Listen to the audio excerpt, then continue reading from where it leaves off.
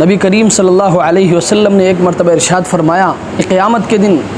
कुछ ऐसे लोग पेश किए जाएंगे जिनकी नेकियां तहामा के पहाड़ों के बराबर होंगे, यानी नेकी के काम वो भाग भाग कर दौड़ दौड़ कर करते होंगे, लेकिन जब ये जन्नत के करीब आएंगे तो उनसे कहा जाएगा कि इनका जन्नत में कोई हिस्सा नहीं। एक सहाबी ने अर्ज़ किया कि अल्लाह के रसूल, उस ज़ात की कसम जिस ज़ात ने आपको हक़ के साथ भेजा है, उस कौम का, उन लोगों का हुलिया कैसा होगा, ज़रा आप मुझे बताएं ना, कि कहीं ऐसा ना हो, मुझे खौफ है कि मैं भी उनमें से ना हो जाऊं। तो अल्लाह के रसूल ने फरमाया,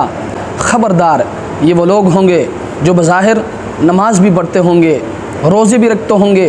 रातों को तहज्जुद भी पढ़ते होंगे, लेकिन जब भी इनको गुनाह का मौका मिलता होगा ये गुनाह करते होंगे। बस अल्लाह तबारक व तआला इसकी वजह से इनके तमाम नेकियों को ज़ाया फरमाएंगे।